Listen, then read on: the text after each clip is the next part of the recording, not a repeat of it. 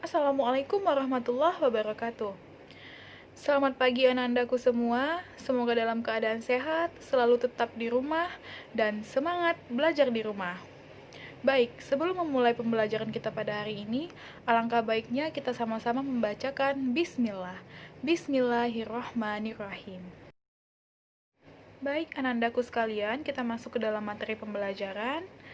Kamu harus simak dengan baik-baik ya. Di sini kita memasuki pada KD pertama, yaitu tentang pendapatan nasional. Bunda punya sebuah peta konsep, di situ ada pendapatan nasional, terbagi menjadi 6. Yang pertama ada pengertian pendapatan nasional, ada manfaat perhitungan pendapatan nasional, yang ketiga ada komponen pendapatan nasional, yang keempat ada metode perhitungan pendapatan nasional, yang kelima ada pendapatan per kapita, dan yang terakhir ada distribusi pendapatan nasional. Anandaku sekalian, di dalam sebuah pembelajaran tentu saja kita mempunyai tujuan pembelajaran yang harus kita capai. Sesuai dengan peta konsep tadi, ada beberapa poin penting yang harus kamu tahu dan pahami. Dengan mempelajari bab ini, Ananda diharapkan mampu, pertama, bisa menjelaskan pengertian pendapatan nasional. Yang kedua, dapat menjelaskan manfaat pendapatan nasional. Yang ketiga, menjelaskan komponen pendapatan nasional. Yang keempat, bisa dan paham menghitung pendapatan nasional.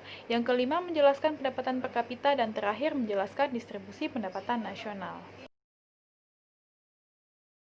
Baik, anandaku sekalian, kita masuk ke dalam topik pertama, yaitu pengertian pendapatan nasional. Di sini Bunda ambil dari salah seorang ekonom klasik, di mana pendapatan nasional atau dividen nasional adalah tenaga kerja dan modal dari suatu negara yang bisa mengolah sumber alamnya untuk memproduksi sejumlah neto komoditi, baik material dan imaterial, termasuk jasa dan sejenisnya. Baik, anandaku sekalian, kita masuk kepada topik yang kedua, yaitu tentang konsep yang berkaitan dengan pendapatan nasional. Ada 6 konsep yang berkaitan dengan pendapatan nasional. Yang pertama adalah produk domestik bruto, disingkat menjadi GDP. Yang kedua ada GNP, yaitu produk nasional bruto. Yang ketiga ada NNP, produk nasional neto. Yang keempat ada pendapatan nasional neto atau disingkat dengan NNI. Yang kelima ada pendapatan disposable atau disposable income, disingkat dengan DI. Yang keenam terakhir ada PDRB, singkatan dari produk domestik regional bruto. Kita masuk ke dalam topik ketiga, yaitu tentang manfaat pendapatan nasional. Secara umum, manfaat pendapatan nasional ada 3. Yang pertama, kita dapat menganalisis perkembangan pendapatan dari tahun ke tahun. Yang kedua, kita dapat mengetahui struktur perekonomian suatu negara, apakah negara agraris atau negara industri. Yang ketiga, kita dapat mengetahui kemajuan suatu negara dalam mencapai kemakmurannya. Baik, anandaku sekalian, jangan ngantuk dulu ya. Dengarkan Bunda. Baik, kita masuk ke dalam topik yang keempat, yaitu ada komponen pendapatan nasional. Ada 3 komponen pendapatan nasional, kita bahas satu persatu. Yang pertama ada pendekatan pendapatan. Pendekatan pendapatan meliputi gaji, ada upah kerja, kemudian bunga, sewa, dan laba. Yang kedua, ada pendekatan pengeluaran. Pendekatan pengeluaran ini meliputi konsumsi masyarakat, konsumsi pemerintah, investasi, dan ekspor-impor. Kemudian yang ketiga ada pendekatan produksi. Pendekatan produksi ini meliputi pertanian, peternakan, kehutanan, perikanan, pertambangan, dan penggalian, industri pengolahan listrik, gas, air, banyak ya. Kemudian perusahaan-perusahaan jasa, dan lain-lain. Baik ananda sekalian, kita masuk ke dalam goals-nya atau puncak dari materi kita atau KD kita ini, yaitu ada topik kelima, metode perhitungan pendapatan nasional. Berdasarkan komponen yang tadi, yang pertama metodenya itu ada metode pendekatan pendapatan. Dibuat sebuah rumus di mana Y sama dengan W ditambah R ditambah I ditambah P. Di sini Ananda semua bisa lihat di mana Y merupakan pendapatan nasional atau national income, dan W-nya itu pendapatan dari upah, bisa gaji dan pendapatan lainnya sebelum diberi pajak. Kemudian R merupakan pendapatan bersih dari sewa atau rental income, I merupakan pendapatan dari bunga, dan P pendapatan dari keuntungan perusahaan dan usaha perseorangan.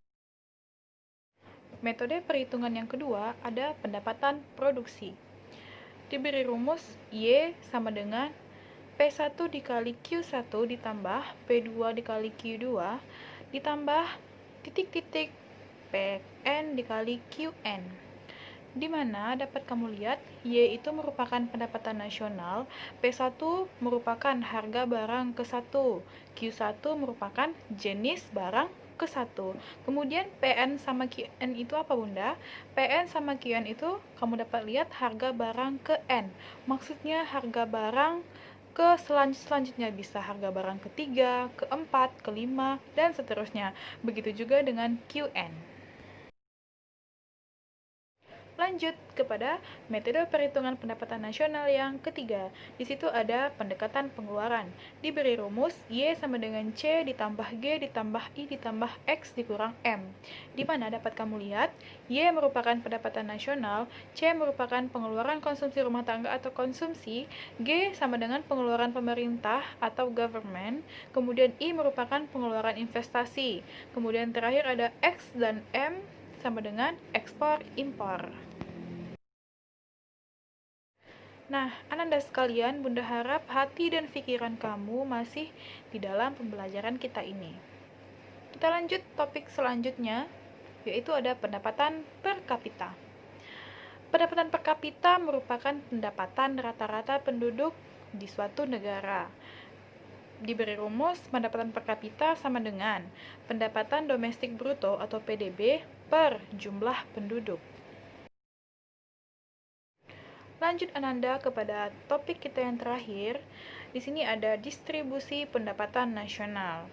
Nah, distribusi pendapatan nasional ini harus direncanakan sedemikian rupa agar menghasilkan pembagian pendapatan yang adil dan merata.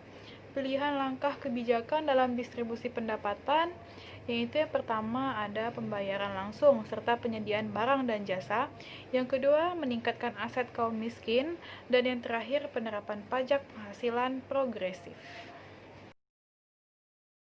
Baik Anandaku sekalian, terima kasih sudah menonton dan memahami video media pembelajaran interaktif ini. Semoga bermanfaat, selalu jaga kesehatan, dan sukses selalu. Kita bertemu lagi pada pembelajaran selanjutnya. Bunda sudahi. Assalamualaikum warahmatullahi wabarakatuh.